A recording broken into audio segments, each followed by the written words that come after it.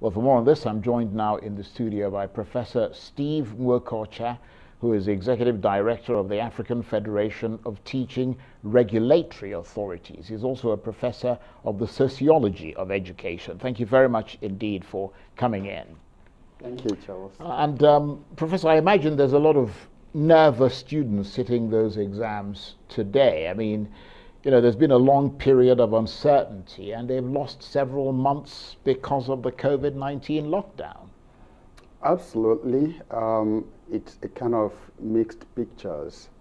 Definitely, most students must have been bored at home and might have been looking forward to reuniting with their peers, though in a different context.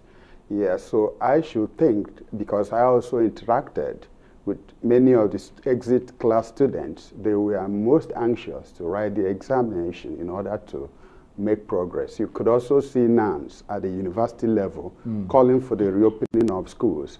So yes, there will be nervousness, but I should say that the students looked forward to it because they feel that a lot depended on this exam. And you know, students have this mentality of moving in cohorts. None wants to miss any year, especially if they are very brilliant.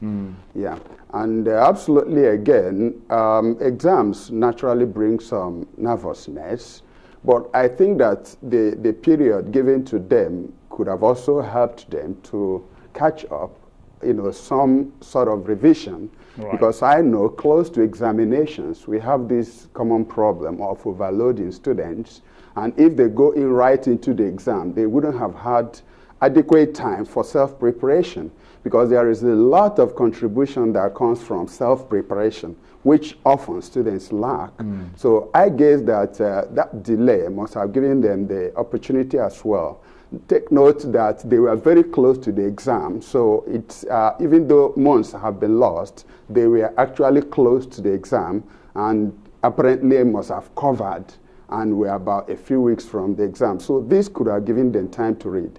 But I know there will also be challenges for communities that are marginalized. That's where we have fear, because those people that, you know, live in environment and community and family settings that are not conducive for self-study, that is where the problem is. Right. And that is why we fear there may be some gaps, you know, at the end of COVID, the gap between the rich and the poor, right, between the marginalized and those that are not marginalized. Because there was a lot of talk about online learning and how that was being used to keep students in education during the lockdown. I mean, I guess this will be a test of how well that has worked. Absolutely. If it has worked again, it could have worked for some and not for all, because the statistics on online learning and infrastructure in Africa is very seriously below the level where you have less than 30% of schools or homes covered with either internet or computer infrastructure.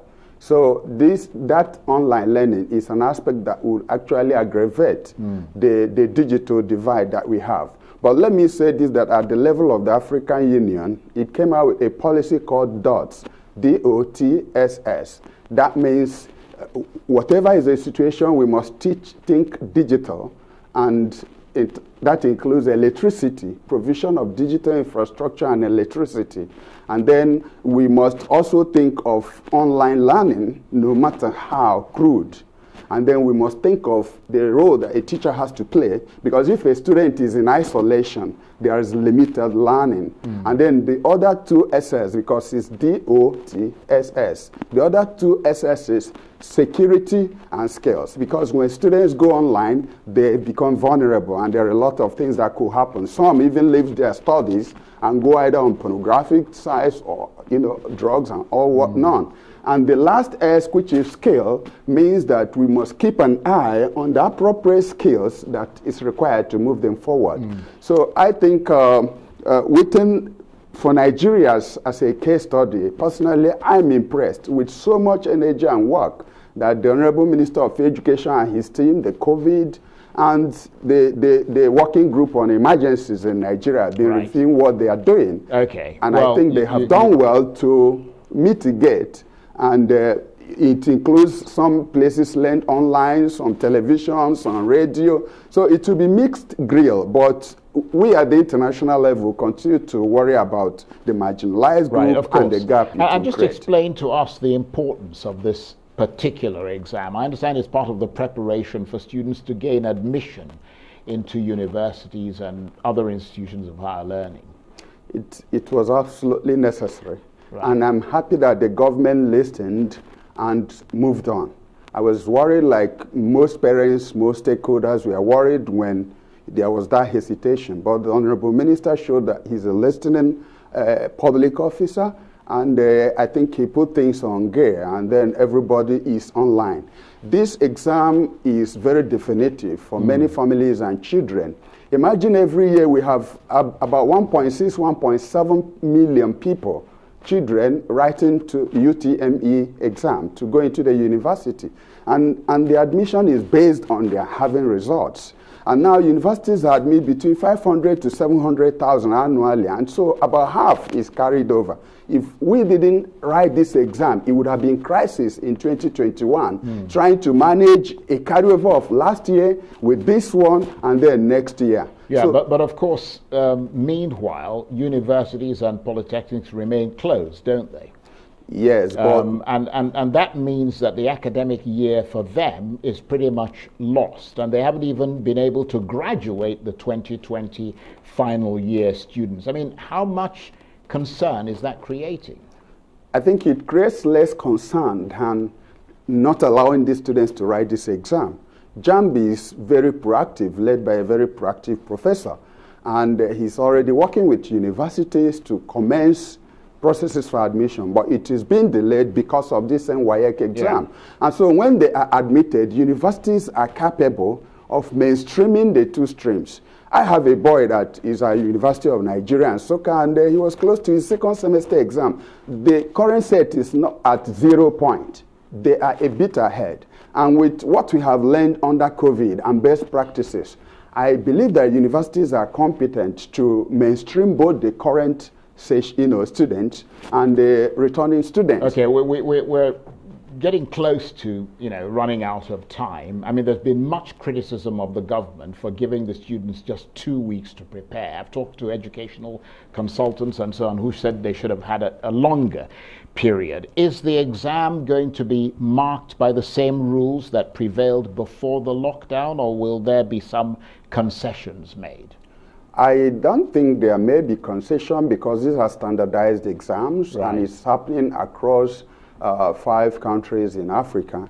If you listen to to the news in UK, you will find out they have the same problem. They have found way around the normal exam, and they are using all sorts of scores, including CA, to arrive at test scores, and students have scored very low, and you can see it's dominating debate in the UK. So this is a standardized exam. WAEC 2020 will mean the same as WAEC 2021 and 2019, and so I don't think, from what I know, that there will be a variation. Right. And of course, for somebody like yourself, I mean, you're the executive director of the African Federation of Teaching Regulatory Authorities. I mean, you've got to worry about not just Nigeria, but all the other people who are taking the exams: Ghana, Sierra Leone, Liberia, Gambia, that sort of thing. Absolutely. I'm in touch with all the African countries because our federation oversees 55 African countries. Okay. I want to say thank you very much indeed, Professor Steve Nwokocha, who, as I said, is the executive director of the African Federation of Teaching Regulatory Authorities. He's also a professor of the sociology of education and holds a host of other positions. But let's limit it to those two. Thank you very much indeed. Thank you so much. That's it for this edition of the Arise interview. Do join us again tomorrow. From me and the entire team here in Abuja and London, bye-bye, and thank you for watching.